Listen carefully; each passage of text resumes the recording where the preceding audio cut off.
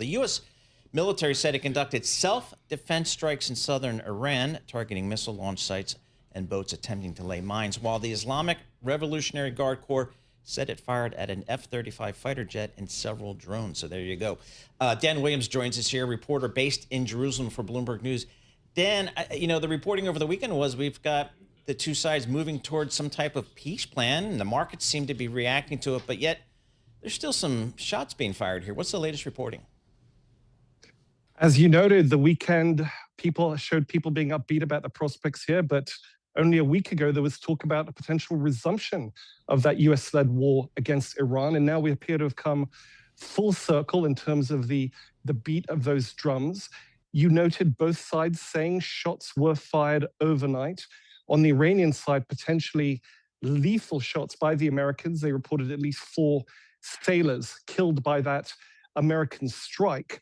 The big question is whether these are parting shots potentially ahead of an announcement of a deal, or whether they are the proverbial shots across the bow designed by either side to keep the other or to make the other more accommodating in negotiations, or indeed the prelude to a resumption of the war.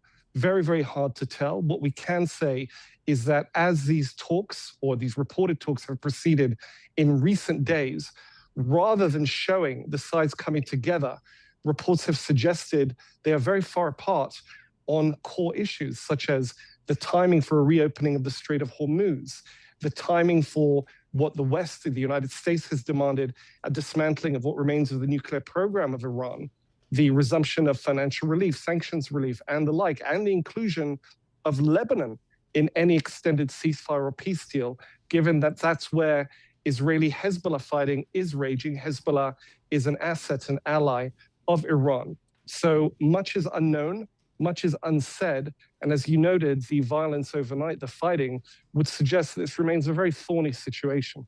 And Dan, Iran is actually threatening retaliation for those strikes that the U.S. says was in self-defense. Is that what you're hearing? Yes, and we had the supreme leader of Iran saying from his hiding place, he has yet to appear in public, that the United States, in his word, would find no safe haven in the region. Some very strong rhetoric. It is a fraught time in the Muslim calendar, the beginning of the festival of Eid al-Adha. So it could be that that kind of exhortative language from the yet to be publicly seen new leader of Iran could be part of that religious fervor. However, it's hard to separate rhetoric from reality here. The Iranians presumably are ready to muster as much force as they can, but it's worth remembering they've suffered a very significant drubbing in this war that was launched by the United States and Israel on February 28th. And I can assure you from this part of the region in Israel, the Israelis are certainly on a hair trigger alert when it comes to potential resumption, not just in Iran, where there's open fighting going on, but potentially as far east as Iran, 1,000 miles to the east, in addition to Lebanon, where the Israelis say they could send out their warplanes at a notice of just a few minutes. Dan, I just want to follow up on that. You're based in Jerusalem. What is the average Israeli on the ground? What do they want now? I think what they want, and this is to judge from polling as well, is something conclusive, something that would show them that this war, which while Americans see it as an isolated event, a high-intensity event, a very expensive, destabilizing event, for Israelis, it's effectively the capstone. It's the end, the cascade of a war that began on October 7th, 2023, with that Hamas attack from Gaza spilled over onto several fronts with other Iranian allies, and most recently with Iran itself.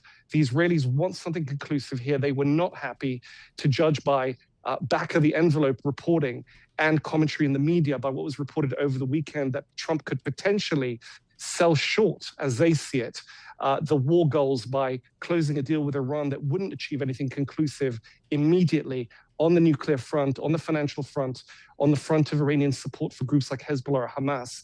I would imagine Israelis are relieved that those reports have proven untrue for now. They would be happy to see an agreed deal that would set back the Iranians permanently, that would remove the nuclear threat, that would defang Hezbollah to the north. In the absence of such a deal, I think they'd prefer to see force of arms finish the job, as the phrase goes. This is something that Netanyahu, I imagine, would also welcome. He's a few months away from his re-election bid in a ballot that's expected here in September. I think he can ill afford to go to that, having not provided a conclusive victory or something he can cast as a victory on any of those fronts.